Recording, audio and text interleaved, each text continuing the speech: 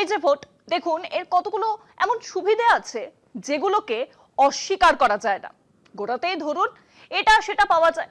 প্রায় 4 বছর ধরে পড়ে থাকা ভাঙা রাস্তা এক চুটকিতে মেরামত হয়ে যায়। তারপর ধরুন বড় বড় প্রতিশ্রুতিও আছে, পাবো কি পাবো না পরের কথা, কিন্তু নেতাদের মুখে শুনতে তো ভালো লাগে যে ভোটটা মিটে গেলেই এই পাবো আর সেই পাবো। এছাড়াও ভোটের আরো একটা বড় ব্যাপার হচ্ছে এমন সব নেতা নেত্রীদের দেখা পাওয়া যায় যারা চট করে দেখাই দেন না। শুনেছি হিমালয়ে একটা ফুল দেখা যায়, তার নাম ব্রহ্মকমল। সেই ফুল নাকি 12 বছর অন্তর ফোটে। আর আমাদের দেশে এমন সব নেতা আছেন ভোট এলে তবেই তাদের দেখা পাওয়া যায়। আর আমরাও বুঝতে পারি সেই সব নেতারা আমাদের ভবিষ্যৎ নিয়ে ঠিক কতটা চিন্তিত। এবার সরাসরি খবরে আসছি। ফের বঙ্গ সফরে প্রধানমন্ত্রী নরেন্দ্র মোদী। সূত্রের খবর, চলতি মাসের মাঝেই তিনি জোড়া কর্মসূচি নিয়ে আসছেন এ রাজ্যে। সব ঠিক থাকলে উত্তরবঙ্গ ও দক্ষিণবঙ্গের দু জায়গায় দুটো জনসভা করবেন প্রধানমন্ত্রী। 26-এর বিধানসভা নির্বাচনকে পাখির চোখ করে বছরের শুরু থেকেই যেমন প্রচারে ঝাঁপিয়ে পড়েছে তৃণমূল শিবির, তেমনি গেরুয়া ব্রিগেডও ইতিমধ্যেই দিল্লির শীর্ষ নেতৃত্বকে এ নিয়ে প্রচারে সুর চড়াচ্ছে। আর তাই জানুয়ারিতে প্রধানমন্ত্রীর এই বাংলা সফর, এরকমটাই মনে করছে রাজনৈতিক মহল।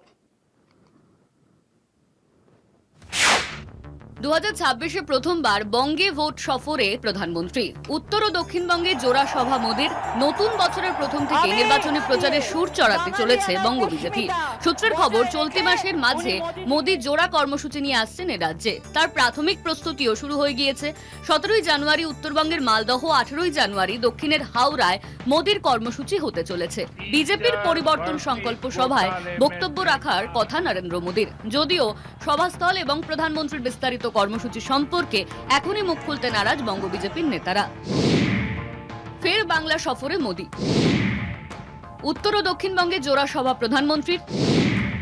বিজেপি সূত্রে খবর, 17ই জানুয়ারি উত্তরবঙ্গের মালদহ, 18ই জানুয়ারি দক্ষিণবঙ্গের হাওড়ায় প্রধানমন্ত্রীর কর্মসূচি।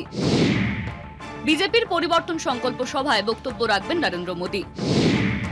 প্রধানমন্ত্রীর এই সফরকে কেন্দ্র করে রাজ্য রাজনীতিতে ইতিমধ্যে প্রতিক্রিয়া শুরু হয়েছে।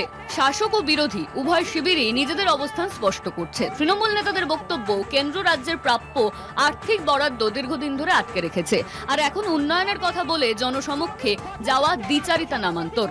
রাজ্যের মানুষের ন্যায্য অধিকার না দিয়ে শুধু সভা সমাবেশ করে উন্নয়নের ছবি আঁকা হচ্ছে। রাজ্য বিজেপির নেতৃত্ব এই সফরকে ইতিবাচক হিসেবেই দেখছে।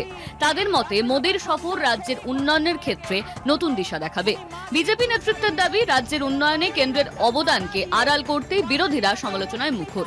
এর আগে গত 20 ডিসেম্বর কৃষ্ণনগরের তাহিরপুরে জনসভা করার কথা ছিল প্রধানমন্ত্রীর, কিন্তু ওই দিন আবহাওয়া খারাপ থাকায় মোদীর কপ্টার নামতে পারেনি কৃষ্ণনগরে। তিনি দমদম বিমানবন্দর থেকে ভার্চুয়ালি ভাষণ দেন। এদিকে জানুয়ারি মাসেই রাজ্য জুড়ে আবার জিতবে বাংলা নামে কর্মসূচি শুরু করেছেন তৃণমূলের সর্বভারতীয় সাধারণ সম্পাদক অভিষেক বন্দ্যোপাধ্যায়। গোটা মাস ধরে জেলায় জেলায় জনসংযোগ করবেন তিনি। পাল্টা বিজেপিও বছরের গোড়া থেকে প্রচারে ঝড় তুলতে বদ্ধপরিকর। প্রধানমন্ত্রীকে দিয়েই সেই হাই ভোল্টেজ প্রচার শুরু করতে চলেছে, এমনই মনে করছে রাজনৈতিক মহল। কলকাতা টিভি।